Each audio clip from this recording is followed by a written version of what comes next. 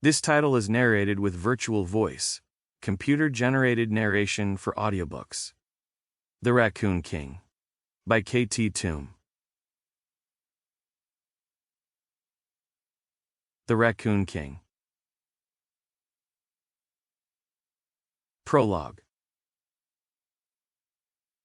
King Ragabadoon coughed. He swore, and then slammed his paw into the silver platter the servant held up for him. The fruits and nuts piled on it flew across the room. Cursing, he fell back onto the mossy bed. "Get out of here," he roared. "Vanish, scram." Ashana, his loyal first wife, came rushing into the room. She ran to the bed and sat down on the coverlet beside him. She grabbed his paw in hers and hushed him, talking gently to him. A second Lady Raccoon came in. "Is he at it again? Causing mayhem instead of dying in dignity?" "Hold your tongue, Dina," Ashana hissed. "If you can only make things worse, you can leave." "Remember who's the queen here, girl," Dina growled at her. "Remember who's his first wife, the one he married because he wanted to be with her, and who's the one brought in later for dynastic reasons." Dina's eyes flickered with hatred. Huffing, she turned around and marched from the room. Outside, her young son, Prince Ragabadoon, was waiting to enter. "Don't you dare go in there while that cow is in there," Queen Dina snapped at the young raccoon. "But I like her. Ashana is very nice," the boy said. The queen fought to control her anger, then marched off, her back stiff and tail waggling from side to side in a show of femininity and elegance. Nobody was fooled, as it did not hide the ugly expression of hatred and anger on her face. Nor would anyone who knew her be fooled at all. When his mother was out of sight, Ragabadoon slipped into the king's bedchamber. He sat down by Ashana's side, looking at his ailing father with sad eyes. Ashana brushed her paw over the top of his head, and then pulled him in for a hug. "He'll be all right," she said kindly. But Ragabadoon shook his head. He knew his father would die, as did Ashana. He had known it since the battle with the alligators on the border of the kingdom. In some kind of miracle, the raccoons and their avian allies had fought back the alligator invasion, but King Ragabadoon had been dragged into the water by one of the last alligators to retreat. Yi-ah-de-ah, the parrot chief, had flown to his rescue, pecking at the alligator's eyes and making the beast release the Raccoon King, after which a few brave raccoons from the king's bodyguard had rushed into the water to take him back to shore.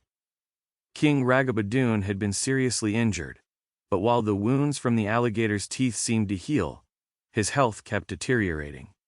He caught a fever, and that had only broken when Birakan, the court physician, had dunked the king in freezing water before wrapping him up tightly in woolen blankets.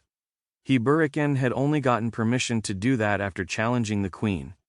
He told her that it was the last hope to save the king. As Birakan and Ashana tended the king, Queen Dina went about sorting out the cause of King Ragabadoon's health problems. She held his bodyguards directly responsible, and decided they had to be punished. In front of the queen and Prince Ragabadoon, the bodyguard was punished. Ragabadoon had held back his tears while his mother ordered the decimation of the bodyguard. Every 10th man had been executed, and the queen had only spared the 2 guards who had dragged the king from the water. Only when Ragabadoon was alone in his own rooms did he give free rein to his emotions. Before his eyes, he could see the swinging of the hammers.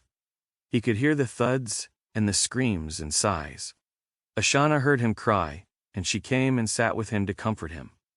He had always liked Ashana, and he knew exactly why his father had married her. He also knew why the king had married his mother afterward, and he understood it. The kingdom needed an heir. Yet, he always wished Ashana had been his mother, and not Queen Dina. She was kind and gentle, unlike his cruel mother. As he sat there, held tightly by Ashana, he also knew one more thing. He knew that he would never marry someone he did not love. He would prefer to give up his claim to the kingdom than be with a woman like Dina. That night in the dining hall, Prince Ragabadoon sat by his mother's side. In a high chair on his mother's other side sat his little brother, Dadoon. Dadoon was only a little raccoon, but even now, he resembled his mother. He had a vicious... To keep listening to this audiobook, I've left you a link in the description so you can do it, at no cost thanks to Audible's 30-day free trial.